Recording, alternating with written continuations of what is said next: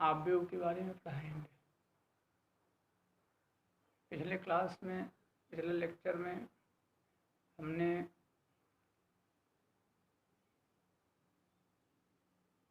काल्पनिक संख्या के बारे में बताया था कि ऐसी संख्या जिसका वर्गमूल माइनस आता हो, या ये कह सकते हैं कि माइनस संख्याओं का वर्गमूल काल्पनिक संख्या होता है, क्योंकि माइनस संख्या का वर्गमूल कभी भी एग्जिस्ट नहीं होता है रियल नंबर के सेट में। इसलिए एक नया सेट मानना पड़ा जिसे हम काल्पनिक संख्या कहते हैं।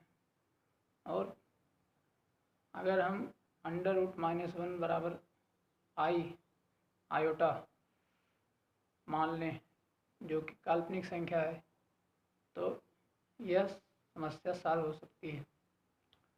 तब हम माइनस संख्या का वर्गमूल निकाल सकते हैं।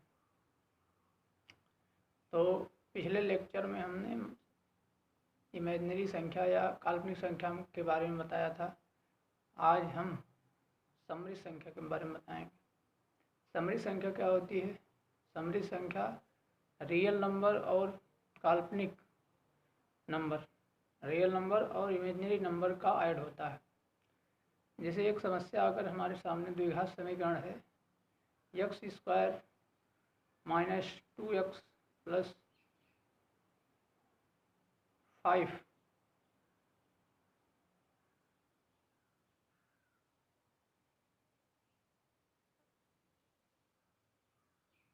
तो इसका जो सल्यूशन होगा वो एक समरी संख्या होगी। जैसे देखिए,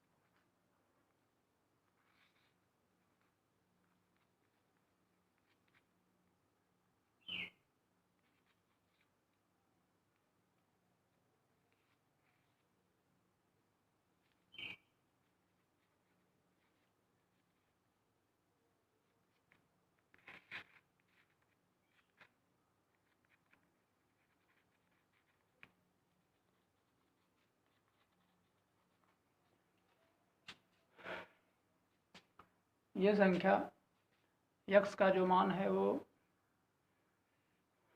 काल्पनिक संख्या और रियल नंबर का ऐड है या सब्सट्रैक्शन है, मतलब घटाव है। तो यह संख्या समरी संख्या कहलाती है। समरी संख्या, इसका मतलब समरी संख्या की परिभाषा क्या हुई कि रियल नंबर और इमेजिनरी नंबर के संयुक्त रूप में लिखी गई संख्याएं समरी संख्याएं कहलाती हैं। तो इसको हम निम्नलिखित रूप में लिख सकते हैं, जैसे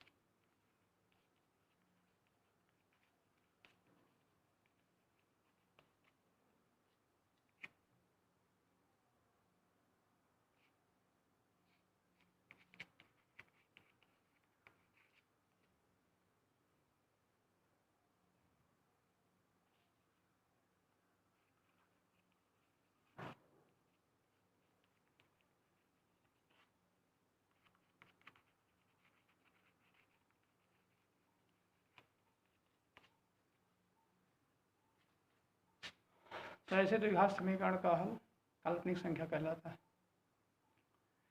अब हम आपको नया चैप्टर एक पढ़ाएंगे, आव्यूह। आव्यूह क्या होता है?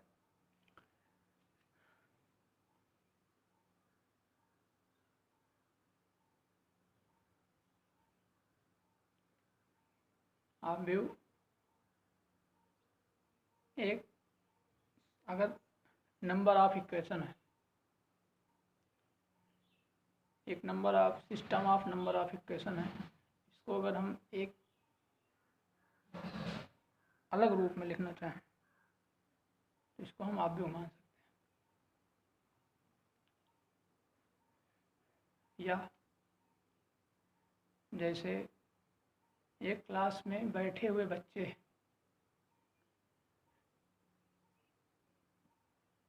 अगर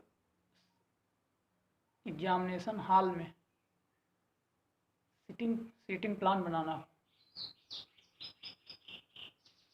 और सबका स्थान निश्चित करना हो, प्रत्येक बच्चे का कोई भी इधर से उधर ना जा सकता हो, सबका स्थान निश्चित हो, तो इस समस्या को सॉल्व करने के लिए गणितज्ञों ने आव्यूह का विकास किया। मतलब आव्यूह साधारण रूप में एक बैठक व्यवस्था है। जैसे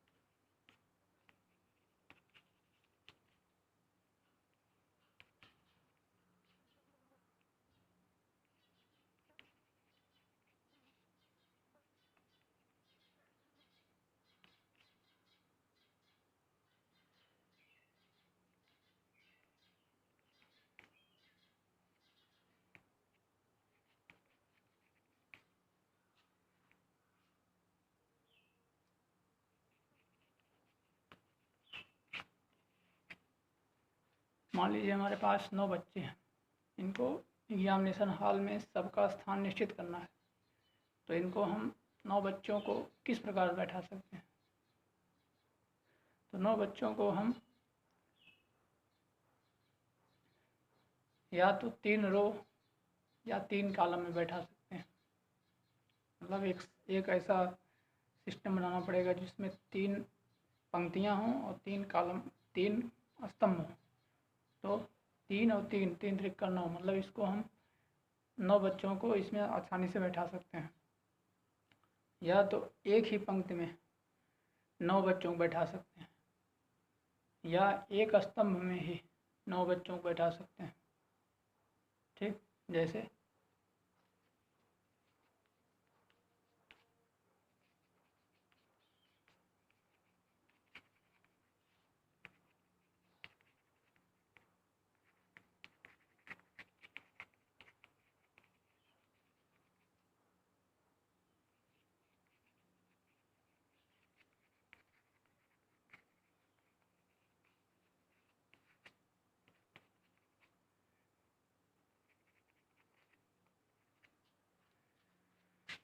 मतलब एक ही पंक्ति में 9 बच्चों को बैठा सकते हैं, या तो एक ही कॉलम में हम सभी 9 बच्चों को बैठा सकते हैं। तो मतलब कहने का मतलब कि ये एक बैठक व्यवस्था है। अब ये 9 बच्चे थे तो हम इसको इन्हीं 3 प्रकार बैठा सकते हैं। अगर मान लीजिए हमारे पास 8 बच्चे हों, तो 8 बच्चे हों तो हम 4 रो और 2 कॉलम में बैठा सकते हैं, या 2 रो 4 कॉलम में बैठा सकते हैं, या 8 रो 1 कॉलम में बैठा सकते हैं, या 1 रो 8 कॉलम में बैठा सकते हैं। ये सभी बैठक व्यवस्थाएं हो सकती हैं। तो ये साधारणतः इसका विकास, मतलब आव्यूह का साधारण रूप है। मैथमेटिक्स में इसका कैसे यूज किया जाता है? जैसे मान लीजिए हमारे पास सेट ऑफ इक्वेशन है। इसे मान लें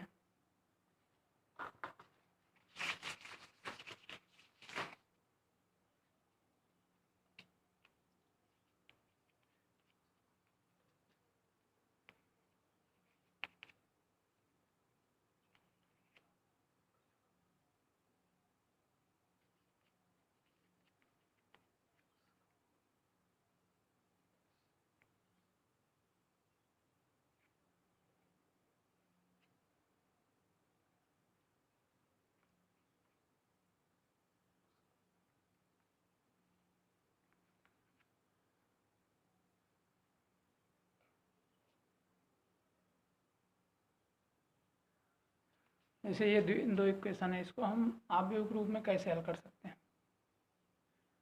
इसको हम आव्यूह रूप में हल कर सकते हैं कैसे, देखिए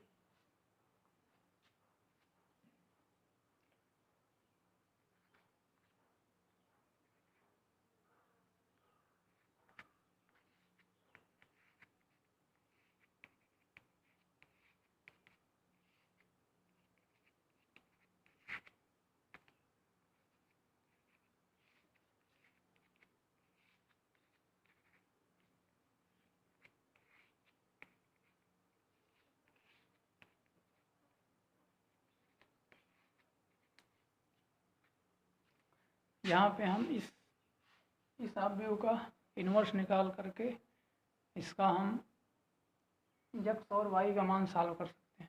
यह जो समीकरण दिया है यह रैखिक समीकरण है, लेकिन दो चर वाला है। दो चर के रैखिक समीकरण को हम इसको हल कर सकते हैं, ठीक। या एक विधि और है जिसको हम ब्रज गुणन विधि भी कहते हैं, उसमें भी इसका यूज होता है। जैसे देखिए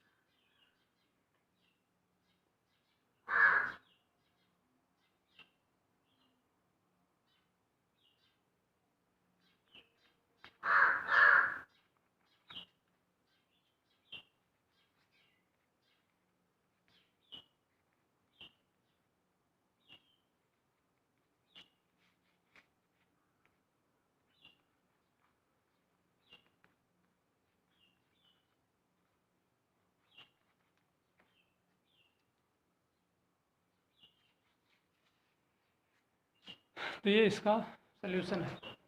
ये मतलब आव्यूह विधि से हम इस यहाँ पर भी इसका सल्यूशन निकाल रहे हैं। आव्यूह विधि द्वारा रैखिक दो चर वाले रैखिक समीकरण का हम सल्यूशन निकाल रहे हैं। अब मान लीजिए कि यहाँ पे कैसे किया है, जैसे यक्स चर को हटा देंगे,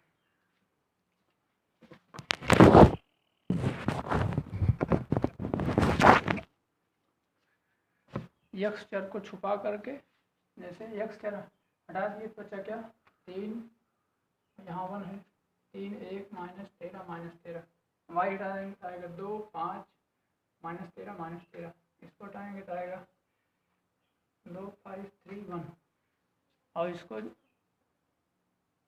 अचर वाले पद को भी दाहिने मतलब बाएं तरफ ले जाएंगे तो -13 आएगा, इसलिए हम -13 लिए हैं। तो ये इसका शुरुआती विकास हुआ इस प्रकार से। अब इंटर के सिलेबस में आव्यूह एक स्वतंत्र सब्जेक्ट के रूप में दिया है, जिसका कि गुणधर्म हम आगे पढ़ेंगे।